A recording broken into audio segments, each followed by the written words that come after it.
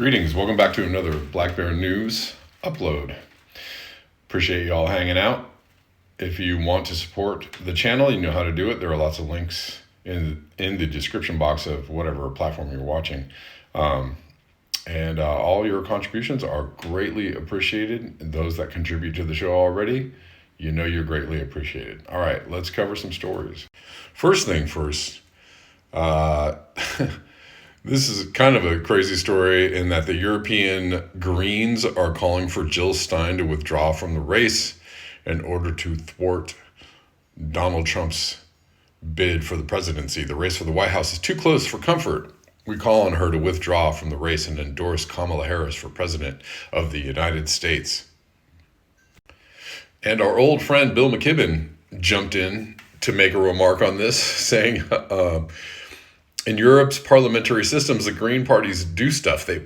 So the Greens don't count in the United States. They're just getting in the way of the corporate Dems' retention of power. So the Greens do stuff. They pass laws, work on local politics. They don't just show up every 4 years for a vanity run at the top job. My God, can you be any more condescending and terrible, Bill McKibben?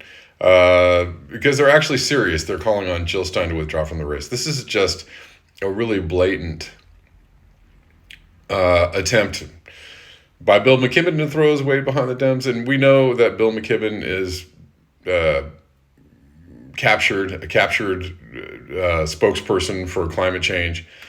He was, unmasked in a Planet of the Humans, famously a few years ago, as just a corporate stooge, and he is not to be trusted, but he still has a voice. People still listen to him. I don't know why.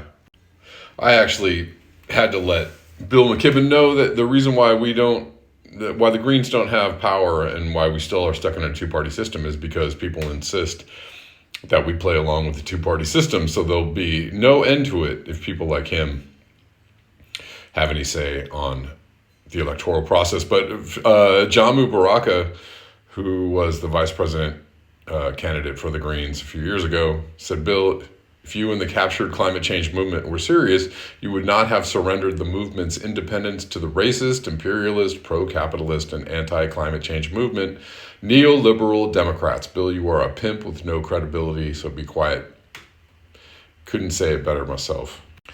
And in further proof that the Democrats are the anti-science conspiracy nuts now. I don't understand what's happened to the Democrats, but they've completely, lost the ability to think, and they just spout whatever their corporate masters tell them is science or the truth, or good for climate change or what have you. And I don't know how the Democrats could have become more terrible than they already are, but they've managed to do it. And this is Bill McKibben again responding to RFK Jr.'s post, which we'll look at.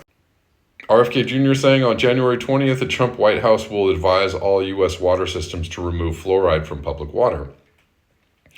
This is depending on whether Trump wins or not, of course, and whether, RFK Jr. can get in there and actually do anything. Of course, there's a lot of ifs in this statement, but a lot of people support this statement. A lot of people support doing something like this. It has long been known, or once suspected, but then known and proven by science, that fluoride is a neurotoxin. It is damaging people and their health, and a lot of people would welcome this. On January 20th, the Trump White House will advise all U.S. water systems to remove fluoride from public water. Fluoride is an industrial waste associated with arthritis, bone fractures, bone cancer, IQ loss, neurodevelopment disorders, etc. This was backed by a court ruling recently on October 4th. On October 4th, an Obama-appointed federal judge held against EPA after reviewing thousands of scientific studies and weeks of expert testimony, ruling that the agency had improperly approved this dangerous neurotoxin. The court was following science. And there are all kinds of Democrats all over Twitter and everywhere else saying that, RFK Jr. is a kook and a conspiracy theorist and this is crazy and, oh my God, the health of people's teeth is going to deteriorate and dentists are in a frenzied panic. Democrats, please. Jem Bendell, always a voice of reason. This is why I love Jem Bendell. Around 97% of the population in Europe consumes water that is not fluoridated, and they seem to be okay.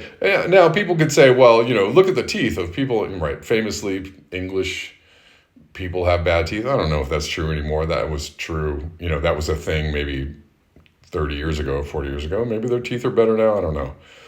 But they consume water that is not fluoridated. This aligns with many OECD countries where fluoridation is less common than in the U.S., where around 73% of the population drinks fluoridated water. He goes on to say, but a tribal Dem strategist is blind to that, of course. Famous, also well known is that Europe does not allow for a lot of the poisonous chemicals and additives and GMOs in our food, in their food that we allow, right? We allow all kinds of crazy stuff into our food, very damaging, very, mostly carcinogenic additives in our food that Europe does not allow. And that's good. We can applaud Europe for that. Those are good regulations. And in doom and gloom news, World War III has already begun, says J.P. Morgan boss. World War III has already begun, says one of the most prominent, influential bankers in the world.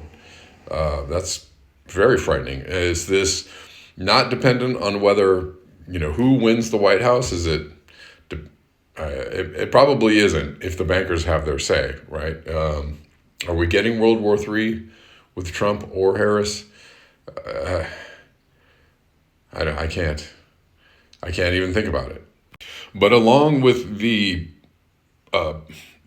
assurance that we're going to be in a world war soon, there is also a lot of people out there, a lot of very knowledgeable people out there, a lot of very knowledgeable investment banker, monetary type people out there saying that we are headed for something of a financial crash, the likes we have never seen before. And there's evidence that continues to mount that this is going to be so. Again, is this ensured or staved off by the election of one presidential candidate or the other? I don't really think so. But let's look at this post here about Warren Buffett. It says, this is insane. Warren Buffett is now building his cash balance at an unprecedented rate, even as the market hits new records. Berkshire Hathaway has just announced that they are freezing buybacks and holding $325 billion of cash. What does Warren Buffett see here?